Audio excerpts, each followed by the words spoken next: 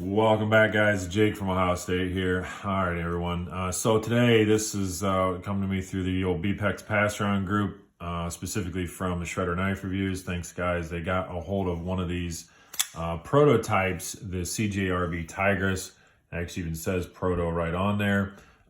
So I think that's pretty cool that they immediately offered it up to our little group. And I asked for it first. I thought, well, before you guys, you know how they do it over there. If you watch their reviews, you really should. They do some pretty fun things with knives, and you never know if it's going to go through a washing machine, the dryer, or just ran over by a car, maybe smacked with a mallet. And I said, let me see it before you guys really do your worst to it. So it's really cool, and send it over, and I appreciate that. This thing is no joke. It is absolutely a big beastie knife. And let's get some specs out of the way, and we'll talk about how fun this is. So I think when this was on the website, I think it was around 55 or 60 bucks. It's not even on their website anymore because it was just a group of prototypes that they had laying around, I guess, in each color. By all means, they certainly picked that right color, right? I don't know. Everybody knows that this is my favorite color combination, so I think that's really cool. So we'll say it's around 60 bucks. I know it's going to be a budget range. It's what this was designed for. 8.5 inches overall. So yeah, you know, absolutely. Old gorilla paws, love it. It fits in there perfectly. The blade isn't so long that it sticks out very far past that. As a matter of fact, I can use that little divot right there if I'm going to do any type of, hard scribing or whatever you want to say with that. You can choke up on it if you're going to use the heel of the blade and just get some good push cuts down here, which is really cool. So, 8.5 overall. That's terrific for the gorilla paws. 6.38 ounces. Man, there's no joke about this thing. You know it's there. All right, I'll say that. Weight-wise, you know it's there. But I think they did a terrific job of keeping it pretty slender for such a bigger knife. I mean, this way, it's no joke. I mean, it's like when I talked about that off-grid Rhino. It's just there's a big slab of steel there, and you're not going to get away from that. But because it's thin enough and the pocket clip kind of dissolves away pretty quickly, they got a nice arch running down, so that's not obtrusive. It does pretty well in your pocket. I don't mind it at all, but you're going to notice the weight. I can't get around that. Almost 6.4 ounces. That's pretty good. So I give them credit on this steel. This is theirs. You already seen. There it is. The AR RPM 9. That's their proprietary budget steel. And I do give them credit, just like in one of the reviews that Russell was talking about from Artisan Cutlery, that, we have a ton of super steels, and a lot of the companies are focusing on more and more super steels or more premium steels where, we're still stuck with the kind of standard budget steels over and over again. So I give them credit for focusing in that area and coming out with something new. I think that's a really cool idea. They label this as a D2 contender with a little bit better corrosion resistance. So I don't have any really experience with that. I've watched a lot of reviews and heard people talk about it.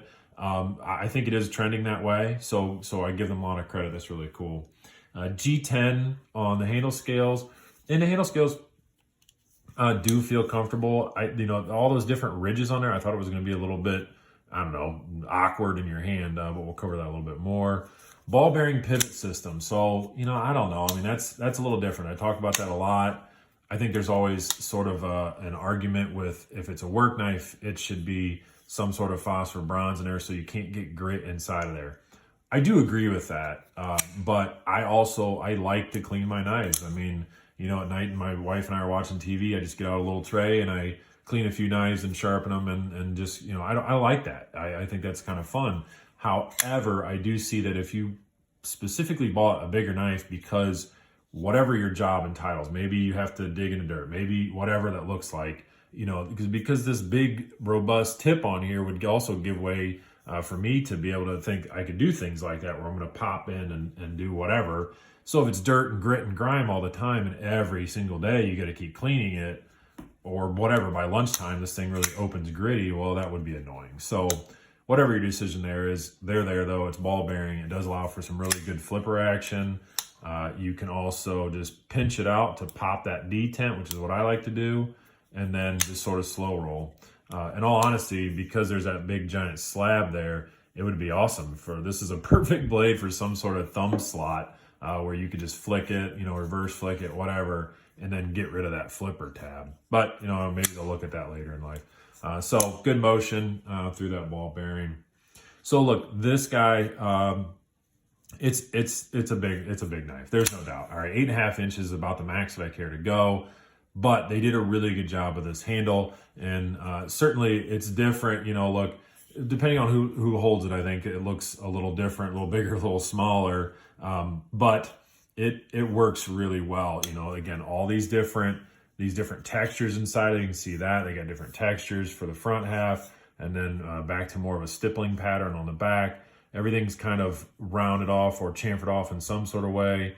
So it really does. It's really quite comfortable, even though there's all these different degrees and angles and textures on here. When you're holding it, it feels really nice. You know, I don't have a problem with it. No hot spots. Again, I really like that style of pocket clip that, you know, tapers off almost immediately. I think that makes it, again, if they had kind of the standard one where they come straight across, then think about how much thicker that would be.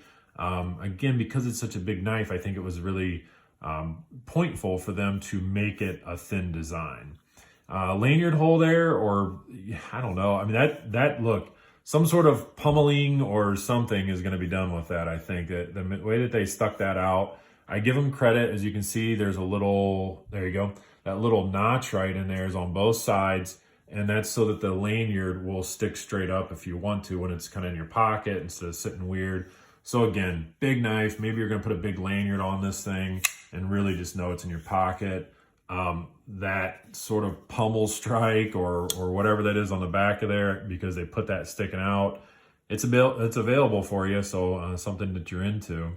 You know, again, that's just a design choice. So, you know, look, I think they did a great job with it. I think it's a very cool design. You got to obviously be in the mood for a very large knife, though, something bulky. And again, bulky in the fact that it's got that cleaver style blade. So, you know, it's just, that's a thick piece of steel sitting in your pocket. And you're not going to really get away from that 6.4 ounces, you know, even though they kept it nice and slim. So it doesn't take up much pocket room, but you're going to feel it's there. Dress pants specifically, I wore them. It feels weird. It looks weird. You know, I carried this while I was wearing dress pants just to put it in there. And definitely, you know, it's there. So anyways, let's put out some other comparisons. The Civivi Praxis, move that guy a little bit. Civivi Praxis, about the same length, obviously a lot thinner of a knife, but you know, you're looking about the same kind of work zone. The Cold Steel American Lawman, yep, a little bit bigger than that guy, but again, nice robust knife. Put this guy away. Bring out something I don't talk about too often is the Steelwood Piercer, which I really like that knife as well. Again, another sort of work knife. Put these guys in the same category, so a little bigger than that one.